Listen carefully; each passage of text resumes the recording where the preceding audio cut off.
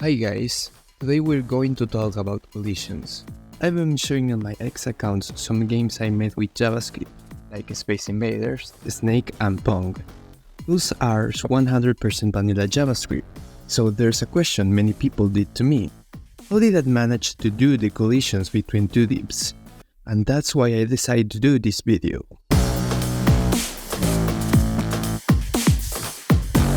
Well, let's first explain some geometry.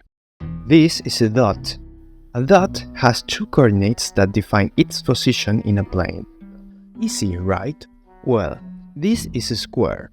In web development, squares have a dot where they start and have a width and a height that define its size. The thing that we want to know is when the sizes of two squares are touching each other. And how can we do that? First, let's make a simple div that can be controlled with the keyboard keys. This is not the main topic of the video, so I won't explain it in depth. Let's create in a blank document a screen div and inside of it a square div. The screen is going to occupy all the view, and the square is going to have a size of 40 pixels. Also, the square needs to have a position relative, so it can be moved with the top and left properties. Now we're going to create a variable that is going to be the reference of the square, and an x and a variables that are going to control the coordinates of the square. Now let's create a render square movement function. This is going to change the left and the top CSS properties of the square to move it according to the coordinate. Now the last thing we have left is to add an event listener when a key is pressed, and make it so that when the keyboard arrows are pressed, the coordinates are modified and the function is called. Now we have a div that we can control with the keyboard, so let's start with what really matters. We want to make something happen when our div collides with another div. How can we do that? First, we're going to create another div inside our screen, and it's going to have the class box. Let's give it a size and a position. And now we want it to change the color when our first div collides with it.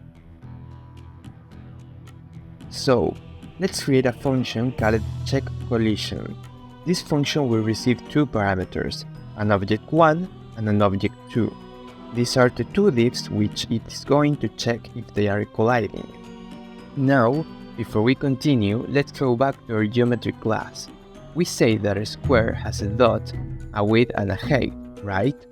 Well, how can we get these values using JavaScript? We use an object called DOMRect. This interface has these properties. X and A are the dot position. Width and height are, well, the width and height of the square. And then, there are these properties that we haven't seen yet. Left, right, top and bottom are the coordinates in which each of the sides of the square are located.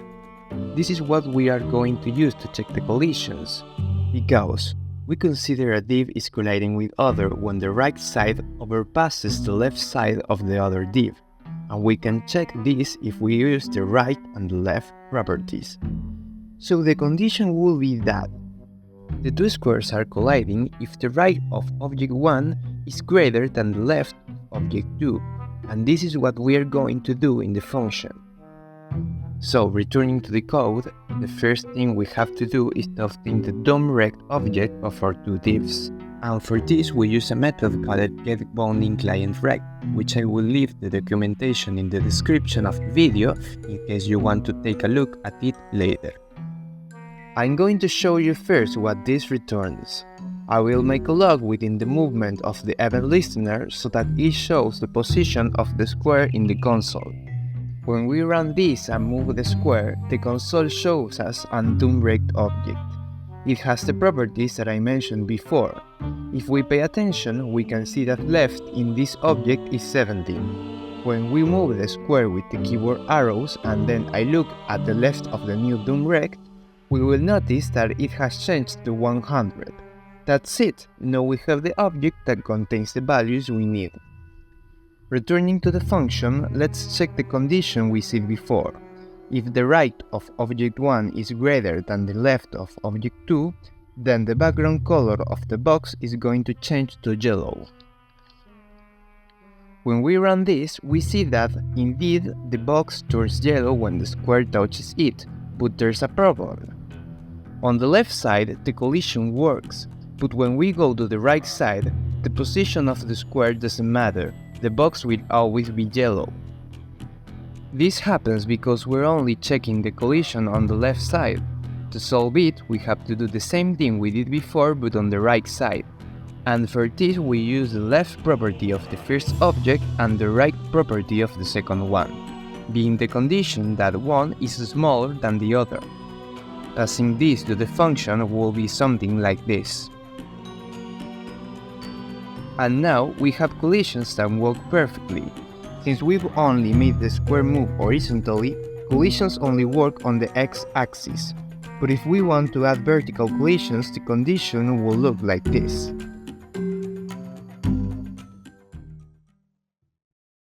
Now, with this function we can do multiple things with collisions.